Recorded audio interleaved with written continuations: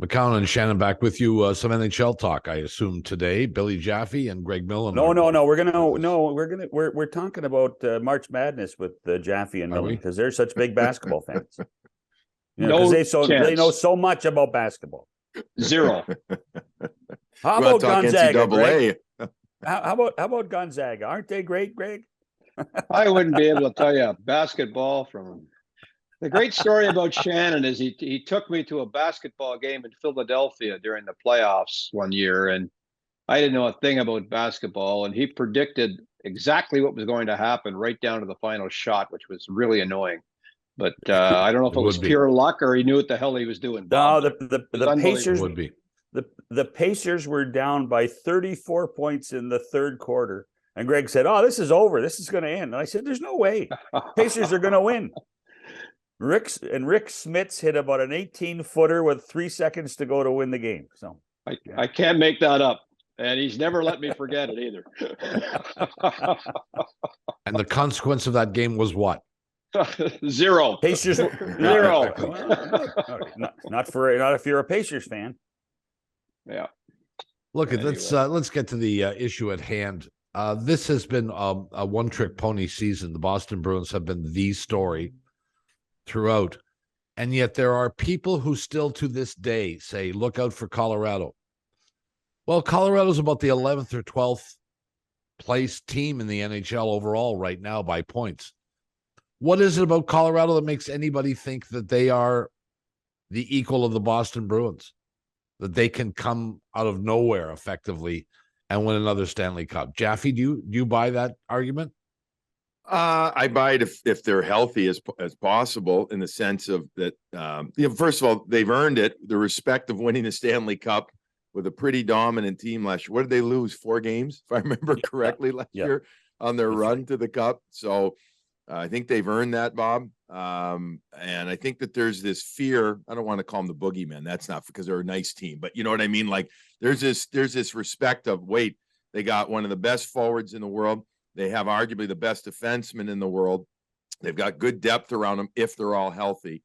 And I mean, I know McDavid's winning the MVP, but would Mikko Rantanen not be at least in everybody's top 3? I mean, his year has been sublime. It's been off the charts good.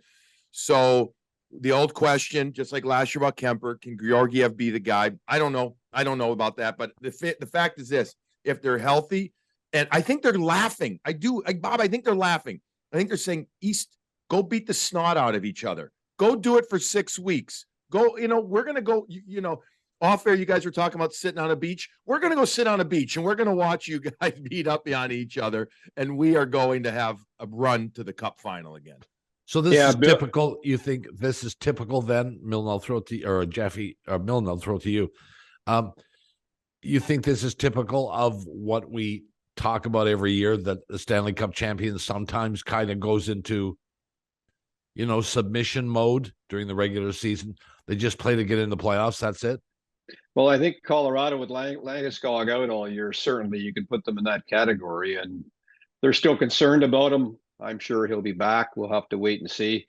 Nathan McKinnon has been, when he's playing, still, he's one of the best in the world, in my opinion. I've been able to watch them a couple of times of late. He's been absolutely ridiculous in terms of his game. And I agree with Billy, like the Western Conference is up in the air, but it's not overly strong, really. If you take it from one team to the next. So, they may be able to get out of there without injuries, which is part of the big equation when you try to win a cup. And also they may be able to get out of there relatively quickly, which is another equation when you want to win a cup. Whereas Billy mentioned, the East might be banging the daylights out of each other in 7-game series. And in theory, and it's always in theory, because if anybody was predicting this season at the start, they'd all be wrong. And we all hate doing that, at least I do. But certainly Colorado is a team that I think you still have to talk about for all those reasons, for sure. Is the second best team in the NHL Carolina? They are point wise. I don't think so. I got New York for me in the East. Rangers in the East. Yeah, in the East for me. Yeah, for me right now. That's just me. Yeah, they're a sleeper too a bit. They got you look at that team all the way through it, and they're awfully good.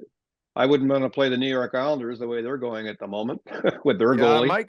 My question about the Rangers, Mike Millsy, is do they have enough grind to their game now? I mean, do they have too much skill almost? And they've got, I mean, look, we all know that Kane and Tarasenko had elements that are hard to add, but they have too much of it. And that's just my question. Shesterkin's been okay. Like, he's still an excellent goalie, but he hasn't been Igor of last year.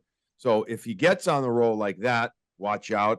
I just question, and I'm not sure if the structure and enough grit depth for playoff is where the Rangers are at. I still think, despite Carolina's injuries, because that Svechnikov injury is gargantuan as far as I'm concerned, with him being out. I still think that they've got a lot of good stuff in Carolina.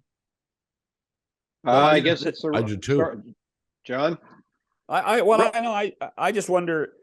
I mean, even if Svechnikov was in the lineup, Billy, I just wonder if they have enough killer instinct.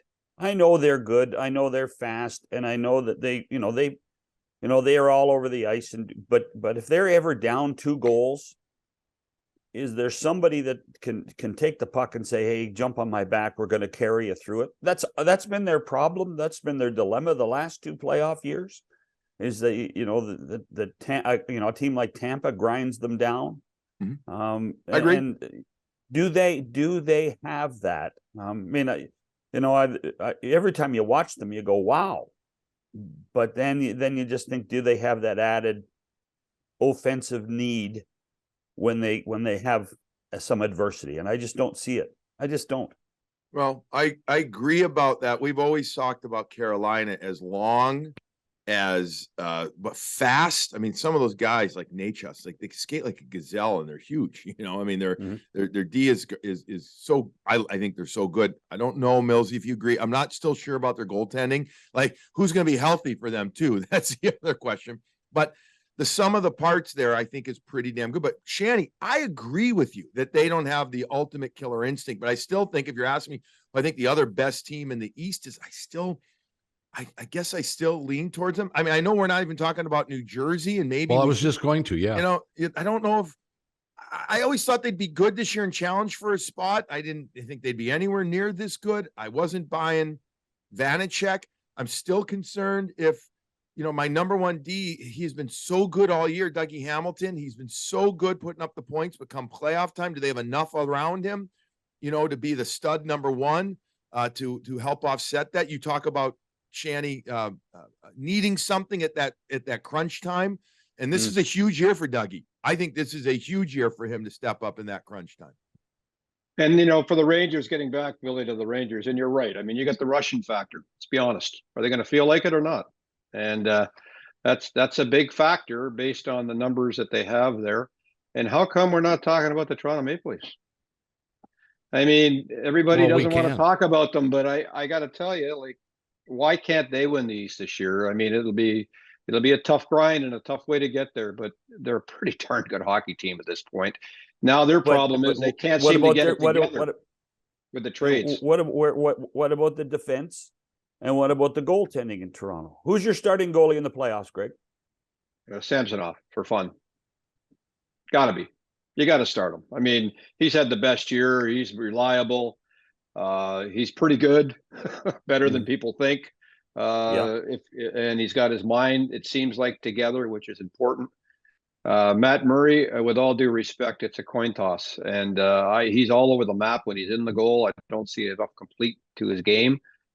So for me, it's Samsonov, and you run with him. And they're the defense, and I mean, Morgan Riley's starting to come, and that's a key for me. I mean, he's got to play.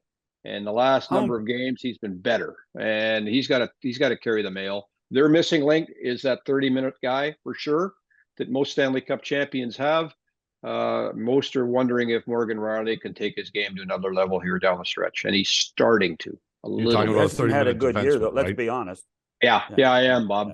25, 28-minute guy. You look at Stanley Cup champions, and they all have him, right?